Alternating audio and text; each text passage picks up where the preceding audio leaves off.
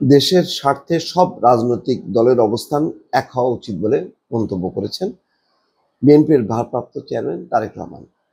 শুক্রবার জাতীয় প্রেস ক্লাবে আমার বাংলাদেশ পার্টির প্রতিষ্ঠাবার্ষিকীর আলোচনায় তিনি এই কথা বলেন। তিনি প্রধান অতিথি ছিলেন।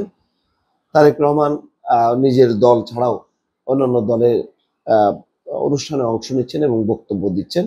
উদ্দেশ্য হলো একটাই, যাতে একটা রাজনৈতিক ঐক্য গড়ে তোলা যায়, যেটি বিএনপি বলেছে যে তারা নির্বাচনের পর একটা জাতীয় সরকার গঠন করবে।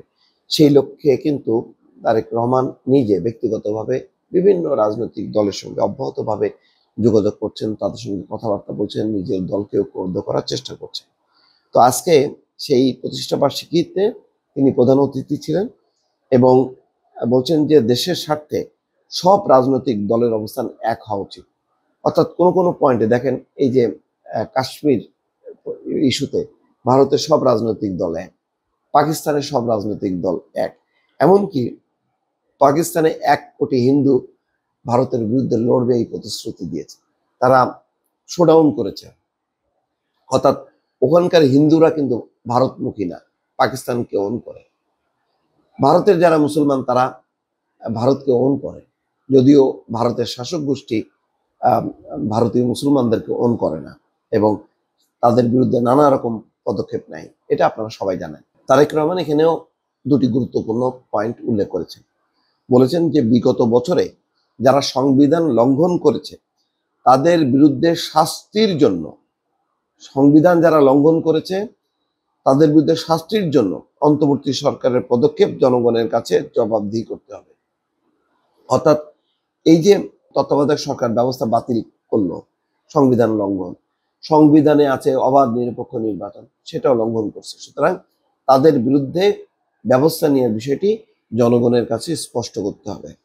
তিনি আরেকটি বিষয়ে গুরুত্ব দিয়েছেন, সেটা বলছেন যে জাতীয় নির্বাচনের আগে স্থানীয় সরকার নির্বাচন হলে আবারও স্বৈরাচার মাথাচাড়া দিয়ে উঠবে। জাতীয় নির্বাচন নিয়ে অবজ্ঞা ও অবহেলামূলক বক্তব্য অপশক্তিকে মাথাচাড়া দিয়ে উঠতে সহায়তা করবে। এছাড়া করিডোর বিষয়ে সিদ্ধান্ত আসতে হবে। দেখেন, স্থানীয় সরকার নির্বাচন যদি হয় স্থানীয় পর্যায়ে, তাহলে লোকাল পর্যায়ে যত আওয়ামী লীগের যারা এখন লুকায় আছে, পালায় আছে, তারা কিন্তু এই সুযোগে চলে আসবে। তখন এবার যেহেতু প্রতীকী হবে না, সবাই নির্বাচনে অংশ নিয়ে একটা পজিশন নিয়ে নেবে। তার মানে কি?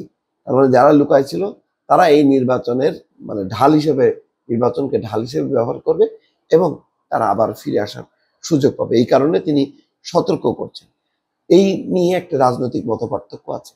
জামাত, এনসিপি সহ কয়েকটি রাজনৈতিক দল বলছে যে আগে স্থানীয় সরকার নির্বাচন দিতে হবে, কিন্তু স্থানীয় সরকার নির্বাচন দিলে নিজেদের দলের চেয়ে অন্য যে যারা পরাজিত হলো 8 মাস আগে, যে আওয়ামী লীগ, তাদের জন্য একটা বিরাট যে সুযোগ হবে এবং তারপরে যে তারা চাপ সৃষ্টি করবে যে জাতীয় নির্বাচনে তারা তাদের মতন করে অবস্থান করবে এবং যারা দণ্ডপ্রাপ্ত হয়েছে তাদেরকে সুযোগ দিতে হবে।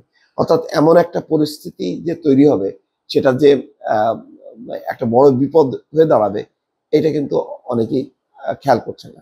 যেই হুঁশিয়ারিটা বা সতর্কতা তারেক রহমান তার বক্তব্যে উল্লেখ করেছেন। দর্শক ভালো থাকবেন। আল্লাহ হাফেজ।